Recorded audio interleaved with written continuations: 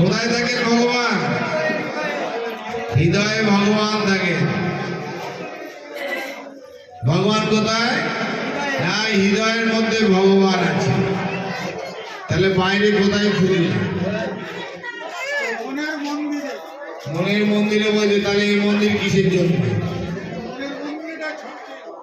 যদি মনের মন্দিরে ভগবানই থাকে তাহলে এই মন্দিরটা কিসের জন্য? এটাও তো প্রশ্ন আসবে নাকি? হ্যাঁ, মন্দিরটা কিসের জন্য?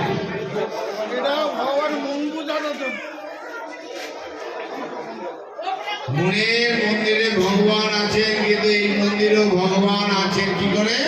আমার মনের বিশ্বাস আর এই বিশ্বাসের সঙ্গে যখন এক বিশ্বাস হবে, তাই না? আমার ভেতরে বিশ্বাস আর এই ভগবানের বিশ্বাস যখন এক হয়ে যাবে, থাকে না? যখন ভোগ দেবে দেখে তোমরা কাপড় দিয়ে আড়াল করবে, কিন্তু পর্দা থাকে। ভগবানের কাছে একটা পর্দা থাকে। মন্দিরে, বড় বড় মন্দিরে যদি যাও দেখবে সামনে পর্দা আছে। ঠিক সময় হলে পর্দাটা পান্ডারা খুলে দেয়। রাধা মাধব মন্দিরে যদি বাকি বিহারি যাও, বৃন্দাবনে দেখবে ওই পর্দা লাগানো আছে। ঠিক সময় মতো পর্দা খুলে দেওয়া হয় বাকি বিহারীকে দর্শন করে। তা ঠিক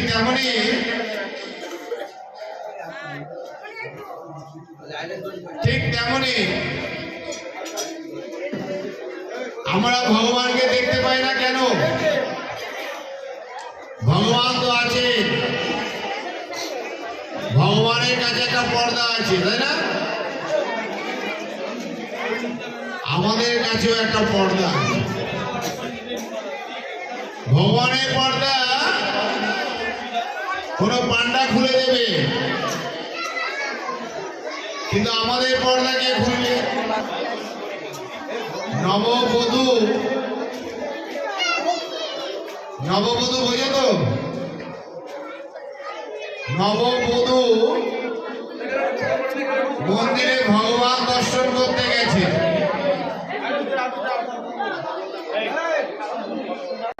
মন্দিরে পর্দা লাগানো, আর নববধূর মাথায় কি ঘুমটা? তাই না?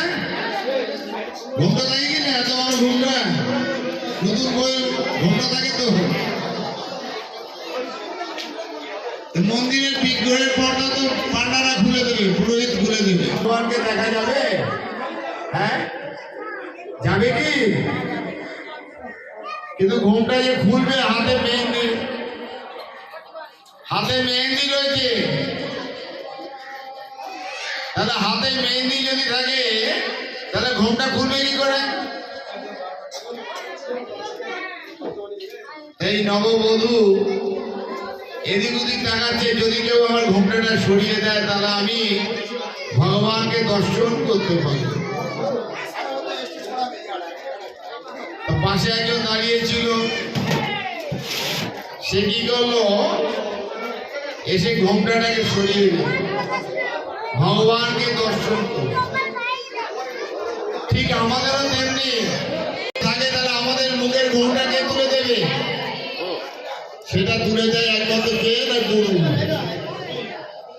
গুরুই একমাত্র এই ঘোমটা সরিয়ে আমাকে বিগ্রহকে দর্শন করতে সাহায্য করে।